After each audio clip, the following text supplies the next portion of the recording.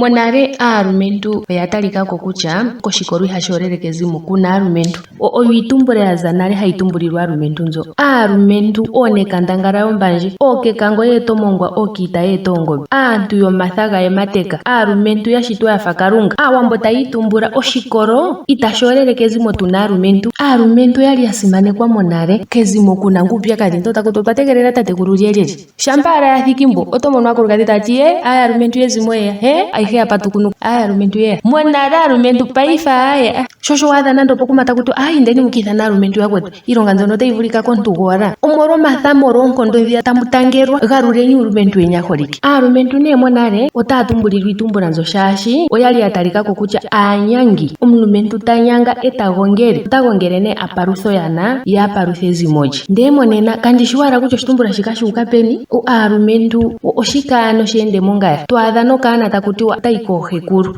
Ngele otaku popiwa hokulu otaku popiwa omulumentu gwezimo ngono omwaina nanyoko nenge omwaina gona nanyoko. Shosho waadha nomonale twaadha omukiintu ena aanona ndee otati otii katalelapo tatekulu ndimufalele uunona. Monale okaana kokamati monale keya kezimo kokasheli haayehe ndee momazimo gamwe okaana hono nokuli ohaka talikako kutya oye tashi vulika akale nokuli omuthigululi gwiinima yahe. Shi tapopyi otati ngaye miipundi yandje otamuya omwandje gosheli. Paife ihe owanyengwa ala okaana okafale kuhokulu shi takaziko kakwata onkonga. Puleni momithigululwakalo dheni. Puleni aakulupe mba yeliko kutya aalumentu nale yali yeli ngini. Aalumentu aantu mwali mwasimanekwa nayi nale. Aalumentu hololeni ulumentu weni. Aalumentu nale yali haatilika nande ngeno okaana ngaa taka ningi iinima ula takuti otandi kwiithanene hekulu lyejeje. Mopaife hekulu lyejeje nguno ishe hakala ahala nokukwata okaana koonkondo. Noteya megumbo tapopi nokaana okentala nale kohi yomandjandja kutya nguno gwepolopolo lyowala nguno. Ngaanga tandi ithanene epolopolo lyowala ndino. Aalumentu ne aantu mwasimana nomeshi. Itashiti aalumentu aantu ilonga ala kutya anu akala una iimaliwa oyindji.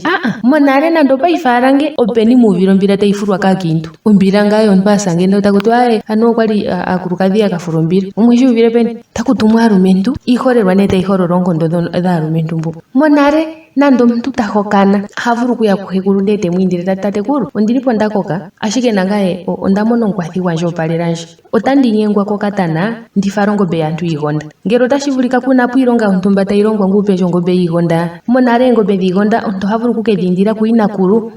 Ongombe yezimo tayi zi moongombe dhainakulu. Oko hakuyiwa ho. Shoka aalumentu monale otakuti omuntu hayi kuhekulu. Aalumentu taya popiwa. Shishe nuunona monale otakuti nawuye komafudho koohekulu. Aantu yakafudhepo. Monale shaa waadha omulumentu nomukulukadhi weli megumbo taya nyenyeta. Omulumentu monale hayego cheyi. Aalumentu yopaife muli naakiintu yeni ndee tamu nyenyeta aantu kayeshi ngele aantu aakulukadhi ayehe yeli megumbo.